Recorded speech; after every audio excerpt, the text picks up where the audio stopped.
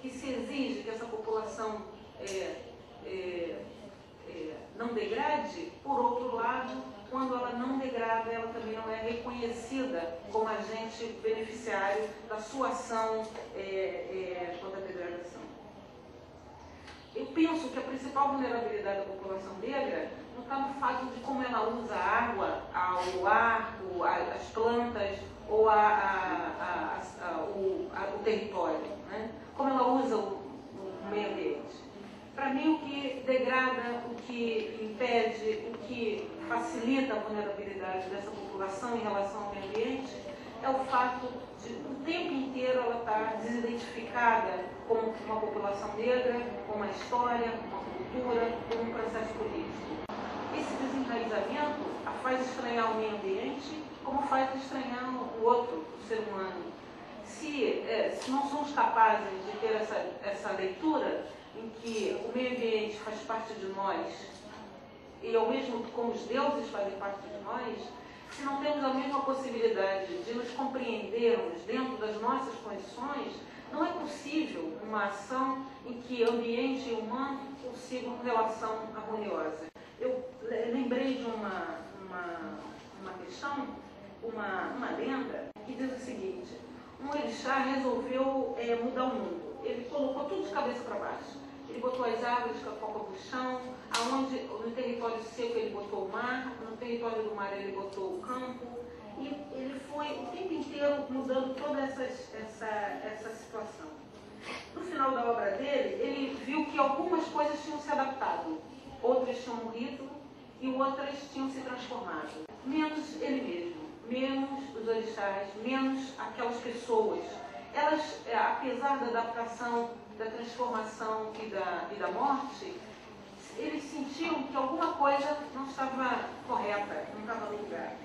Ele então percebeu que o que era fundamental era ver não como o meio ambiente podia mudar, não como as coisas podiam tomar a ordem, a lógica pensada por ele, mas é que aquilo que o fazia parte daquele conjunto não estava mais presente, a sua essência, a sua vida, a sua raiz. Mesmo quando ele mudava o ambiente, ele não conseguia se encontrar nele. E por isso ele então resolveu e pactuou com todos os outros orixás que daqui para frente cada um tomaria conta do elemento que mais se identificava com este. Mas por outro lado, ninguém estava sujeito a não utilizá-lo. Então, apesar de algum ser o dono dos minerais, do ferro, dos instrumentos, para ele o mar é tão sagrado quanto aquele elemento que ele utiliza no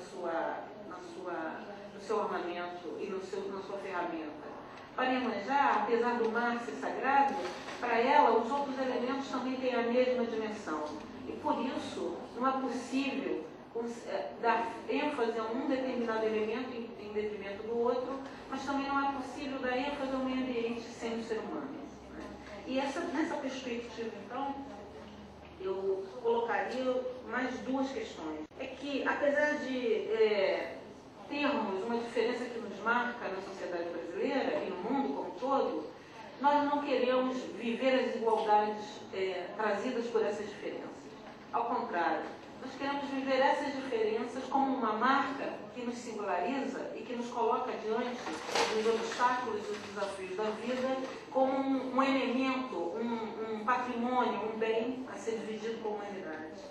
E das desigualdades produzidas por essa diferença, é preciso romper então com esse padrão de civilidade que nos obriga a pensar um ambiente sem o sujeito sem o ambiente, mas sobretudo o sujeito sem humanidade.